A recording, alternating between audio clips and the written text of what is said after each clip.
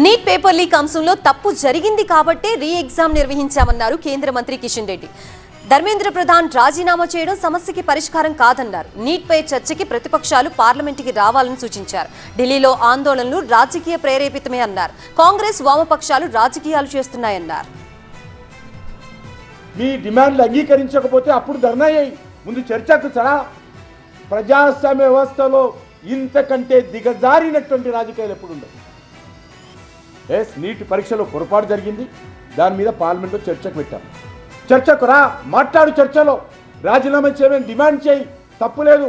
నీ fundamental right నువ్వు అడగడానికి. భారతదేశాన్ని ముక్కలు ముక్కలు చేయాలని, భారతదేశాన్ని నిర్వీర్యం చేయాలని ఏవైతే తుక్కుడే గ్యాంగులు ఉన్నాయో అవన్నీ కూడా ఈరోజు జంతర్ మంతర్లో చేరిపోయాయి. ఆ తుక్కుడే గ్యాంగులన్నీ కూడా ఈరోజు జంతర్ మంతర్లో వేదిక చేసుకొని కుట్రలు చేస్తూ ఉన్నాయి. అందరం కలిసి విద్యార్థుల భవిష్యత్తుకు ధైర్యం ఇద్దాము అనేటువంటి చెప్పాల్సినటువంటి కాంగ్రెస్ పార్టీ టోటల్గా రాజకీయం చేస్తూ ఉంది. టోటల్గా ఈరోజు ఏ రకంగా వివరిస్తున్నారు? నా దగ్గర కాంగ్రెస్ పార్టీ హయాంలో పేపర్ లీక్ అయినటువంటి వందల ఆధారాలు ఉన్నాయి. నీటి గురించి కంఠశోష చేస్తున్నటువంటి బీఆర్ఎస్ నాయకులు ఈరోజు కేటీఆర్ పెద్దగా పోజు కొట్టుకుంటూ మరి వెళ్ళాడు కదా ఇందిరా పార్క్ దగ్గరికి. మరి నీ హయాంలో ఎందుకు పేపర్ లీక్ అయ్యాయి? ఇంటర్మీడియట్ విద్యార్థులు 26 మంది ఆత్మహత్యలు చేసుకున్నారు కదా, అప్పుడు లేదా సిగ్గు మీకు? దేశ ప్రజలందరూ కూడా ఈరోజు దేశం కోసం ఈరోజు మనం అందరం కలిసిమెలిసి ఐకమత్యంగా ఉండాలి.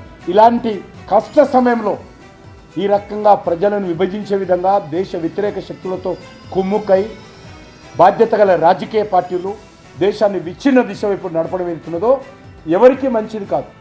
తెలంగాణ యువత రాహుల్ గాంధీ, రేవంత్ రెడ్డి మాయ మాటలకు నమ్మి ఓటేస్తే వాళ్ళకు వెన్నుపోటు పడిచిన చరిత్ర, నిరుద్యోగులకు వెన్నుపోటు పడిచిన చరిత్ర కాంగ్రెస్ పార్టీ.